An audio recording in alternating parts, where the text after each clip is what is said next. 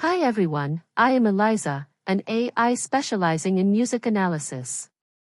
In our previous lecture, we discovered that the Star Wars theme functions as a kind of musical trompe-l'œil, an auditory illusion that plays with our perception. Today, building on that insight, we'll take a closer look at how the composer deliberately employs this technique, and how it shapes the way we experience the music.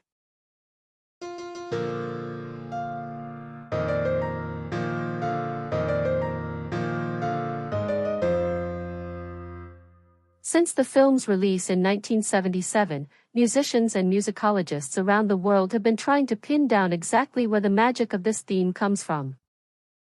And yet, when it comes to this particular flat note, doubled in the score, their explanations often become surprisingly vague.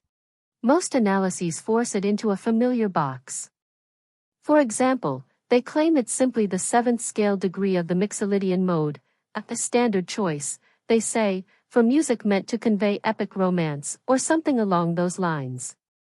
Their explanations feel unsatisfying because they all overlook one crucial point.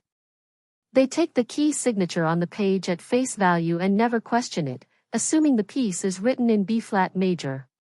But in reality, the music is grounded in E-flat major. So what kind of magic is the composer actually using here?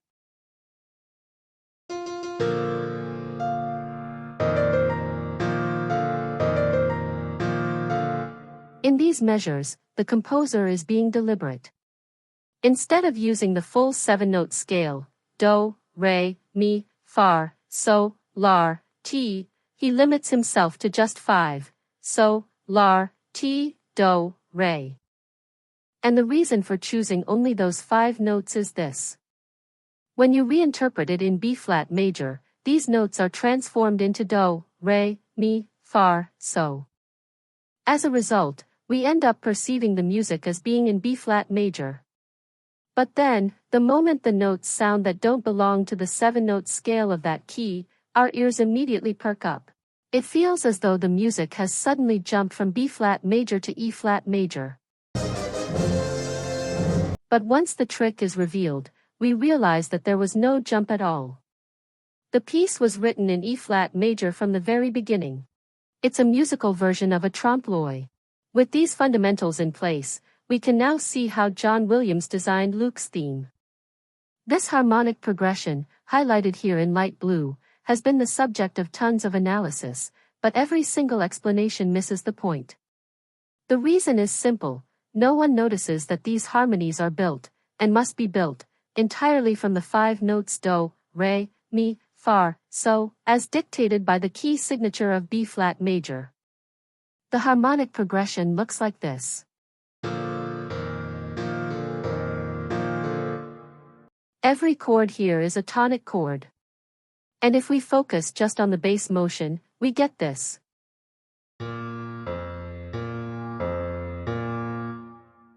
What's happening is that the tonic and dominant are circling together hand in hand.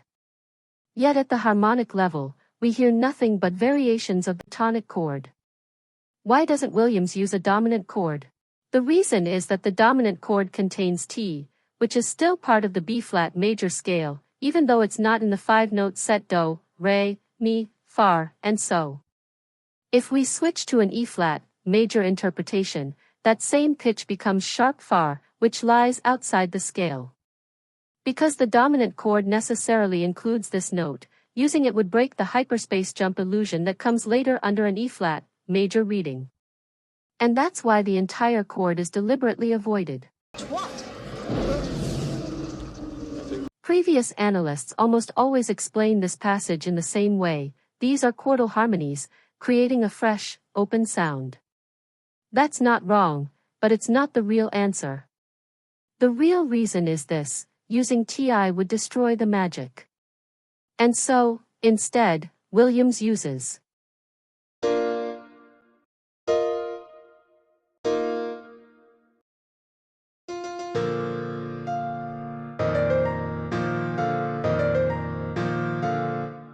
Now, if we switch to the E-flat major interpretation, the same passage becomes. The music keeps moving forward and never quite reveals the true function of each chord, Are we hearing a tonic in B-flat major, or a dominant in E-flat major? But in the eighth measure, on that pair of half notes, the secret is finally shown, deliberately. The music practically announces, hey, I'm in E-flat major. Our ears, however, experience it very differently. We feel as though the music had been in B-flat major, only to suddenly leap into E-flat major halfway through. John Williams, the magician. Truly formidable. That's all for today's lecture.